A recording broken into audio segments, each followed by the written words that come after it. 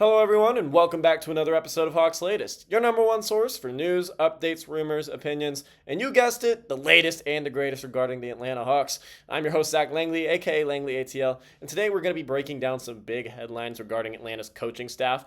Some news broke just yesterday, and some potential draft picks that have been generating buzz at picks 13 and 22. Some guys that are going to be linked to the Hawks in the coming 2 weeks, and free agency updates that could have major implications this offseason as Atlanta enters a pivotal offseason that could determine the future of the franchise. We're going to talk about the departure of top assistant Igor Kokoskov, the missed opportunity with Steven Adams as he was just signed for an extension with the Houston Rockets, and two intriguing prospects that have been linked to Atlanta in recent days.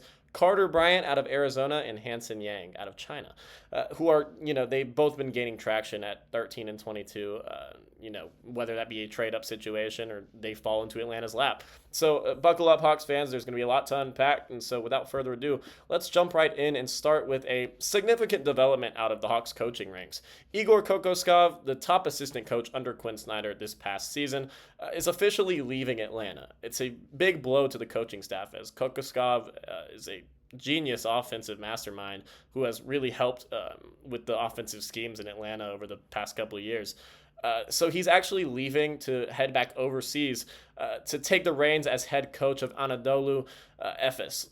I believe I pronounced that correctly. One of Turkey's premier basketball clubs that's competing in the Turkish Airlines EuroLeague. He replaces Luka Banchi and returns to a EuroLeague sideline where he's highly respected. I mean, he's one of the top coaches in the EuroLeague. For those who may not be familiar with his resume, Kokoskov is no stranger to international success. I mean, he led Slovenia to a historic Eurobasket championship in 2017. He's also coached the national teams of Georgia and Serbia. In the NBA, he made history as the first non-American head coach when he led the Phoenix Suns during the 2018-19 season. Here in Atlanta, Kokoskov even filled in as acting head coach during a few times. Well, last season there was a game against the Bucks where Quinn Snyder was a late scratch with an illness. So he's definitely experienced, and he's definitely going to bring a lot of help to the basketball club overseas. We're going to miss him in Atlanta, and we're going to be searching for obviously a new lead assistant. I mean, his experience and his leadership were highly valued within this organization, and it's going to be continued to be valued moving forward in his new role. I mean, with his departure, the Hawks now do face an important decision this offseason. Who will fill the top assistant role? So one internal candidate to watch is Mike Bray. The Hawks brought him in at the end of last year as a kind of a not analytics guy, but someone who can really help with the small parts of the game. And he's got a great eye for basketball, and he's someone who has, really kind of become this respected voice among the Hawks organization, and someone who Quinn Snyder is very close with. So he could be a candidate for that lead assistant role. He was obviously the longtime Notre Dame coach who joined the Hawks bench last season. Bray has head coaching experience and the respect of the locker room, so watch out for him to be named as the next Hawks lead assistant coach. Externally, though, some intriguing names are floating around, including former Hawks head coach Mike Budenholzer.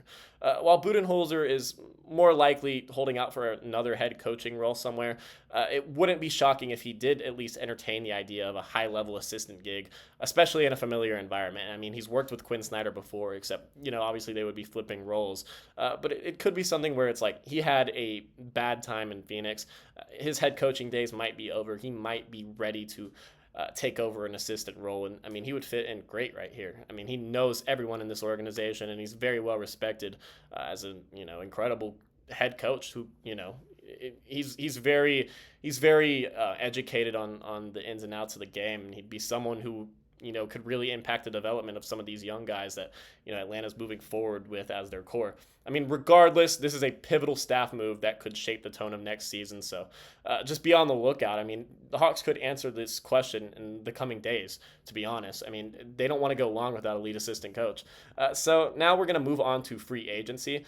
One name that many Hawks fans had circled on their offseason wish list is officially off the board, and I was definitely one of them. I was someone who was very much pushing Steven Adams. I actually made a video a couple days ago about how I want Steven Adams as a potential target target to be our backup center next season. But that is obviously off the table now. So Steven Adams, the rugged veteran center who had been linked to Atlanta in recent weeks, has agreed to a new 3-year, $39 million contract extension with the Houston Rockets. So teams are already starting to get their contract extensions done. Obviously Houston's been eliminated from the playoffs as we're in the NBA Finals. But these offseason moves are really starting to heat up. We've got teams in trade talks, and now people are actually doing stuff. And that's super cool to see this early into the offseason. But it is unfortunate that it's someone that Atlanta was potentially going to target, and now they're going to have to shift their focus elsewhere as Steven Adams is now off the board. This deal is significant because it would have taken up nearly all of Atlanta's mid-level exception. And that's why, maybe it's good that he's off the board. But I do think Houston did slightly overpay. I don't think Steven Adams in 2025 is worth $13 million annually, fully guaranteed for 3 years. His value was clear, though. He's an elite rebounder, tremendous screen setting ability he has, and he's a very high basketball IQ player who could have provided a stabilizing presence off the bench. It would have been a good pickup for Atlanta, but it's good that maybe now their attention can go elsewhere and to the other centers who will probably be cheaper. According to Shams Charania, Adams was a crucial part of the zone defense that really got the Warriors into a bit of a trouble at times during their first round series. He led the league in offensive rebounding percentage and would have provided an edge that the Hawks lacked in their second unit. With Adams no longer an option, Atlanta's search for a backup center does continue. Fortunately, though, there are still a few affordable and experienced veterans in free agency. Some names that I want the Hawks to consider. Luke Cornett, formerly of the Boston Celtics, Al Horford, also of the Boston Celtics, and obviously former Hawks legend, and Kevon Looney from the Golden State Warriors. All three of those could be viable options to be Atlanta's backup 5 in a year where Onyeka Okongwu, for the first time, is entering as the full-time starting center with all the confidence in him from the organization. Whether it's through free agency or the draft, the Hawks will have to find a reliable big to really shore up the bench, because that's something that we really lacked last season, especially in the play-in when we had Barlow and Gay out there and we were just getting exposed down low. So now let's talk draft. With the number 13 pick in hand, Atlanta might not need to make a move up the board after all. According to several recent mock drafts from highly respected insiders around the NBA, Arizona wing Carter Bryant is projected to still be available when the Hawks are on the clock. Bryant fits the profile of the type of wing new front office executive Bryson Graham loves to uncover. I've talked about this before, but Graham has built a reputation as a mid-draft maestro. Helping discover gems like Trey Murphy, Herb Jones, and even, like Jordan Hawkins while in New Orleans. He really thrives at finding elite wings in the middle of the draft, and the Hawks have 2 picks in the middle of the draft, and it's a very wing-heavy class, so I'm really confident in this draft, and I think they'll make the right selection, whether Hawks fans immediately love it or hate it. At 6'8", Bryant is an athletic, multi-positional wing with a smooth jumper. He shot 37% from beyond the arc and 46% overall this past season, so pretty good shooting splits. He does thrive in transition, he defends passing lanes well, and projects as a quality two-way player in the NBA. He averaged a block and a steal per game in limited minutes and showed flashes of brilliance despite playing just 19 minutes a night. That was his biggest issue. He didn't play a lot. He was a freshman in in the Pac-12. A very, a big conference with high stakes, and he only played 19 minutes a night, but he showed those flashes, and that really might be enough to where it's not going to make him go too high in the draft, but he'll still be there when Atlanta is ready to select him, and he could be someone who could be looked at as one of the steals of the draft when we look back in a few years. So, also his per 40 stats are extremely encouraging. Since, he didn't play that many minutes, we can judge it off of like a wider scale. So looking at his per 40, which is how they track it for college, 13.6 points, 8.5 rebounds, 2 assists, 2 steals, and 2 blocks per game. The only real knock is the limited role he played as a freshman at Arizona. But that rawness might just be the reason he slides to Atlanta right into their lap at 13.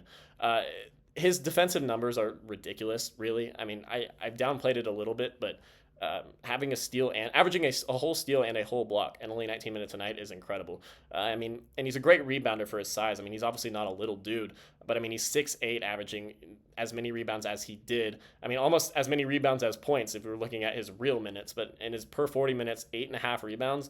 at his size is great, and it could be something that could provide some real juice to Atlanta as someone who doesn't play a lot of minutes in his rookie season, but really could develop as a project under the absolute haul of wings that we have right now on the team. I mean, obviously with Zachary Risache, Jalen Johnson, V. Krejci, and everyone else we have in that second unit. I mean, for a team that's focused on length, versatility, and upside, Carter Bryant could be an ideal fit. So now we're going to move on to another draft prospect who has been flying under the radar, but not anymore. So a couple weeks ago, it was reported that Hansen Yang had come in for a pre-draft workout with the Atlanta Hawks.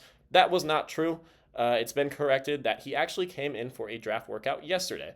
The 7'2", 250-pound big man out of China is officially confirmed to have completed a pre-draft workout with the Hawks yesterday, obviously despite the previous reports. A photo actually leaked yesterday of Yang exiting the Hawks practice facility, confirming his late visit. I mean, they caught a picture of him entering a car right out of the practice facility surrounded by guys with Hawks bags, so that's pretty much confirmed. I mean, Yang has been one of the biggest risers in the pre-draft process.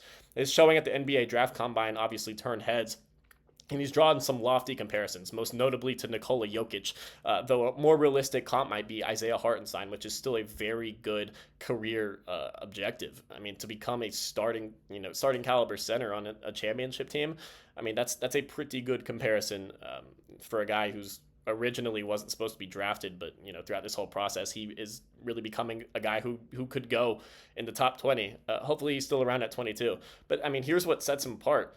I mean, Yang is looking more and more like a legitimate option. He's arguably the best passing big man in the draft. He sees the floor exceptionally well. I mean, exceptionally well. Plays with great poise in the high post.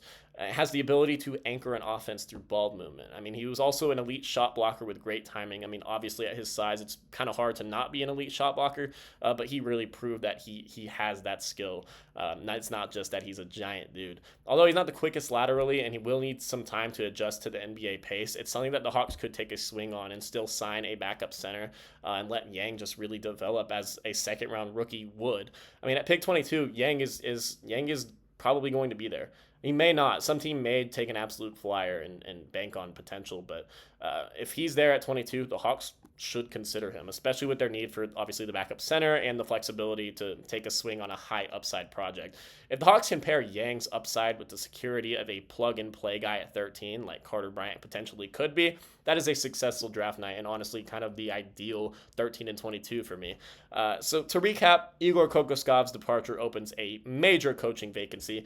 Steven Adams is officially off the table for the Atlanta Hawks, but both Carter Bryant and Hansen Yang represent intriguing options in this upcoming stacked draft, which is now looking at it 11 days away. So, I mean, there's still a long offseason ahead, and with the front office undergoing changes and roster, that needs, some clear defined options, expect the Hawks to stay aggressive.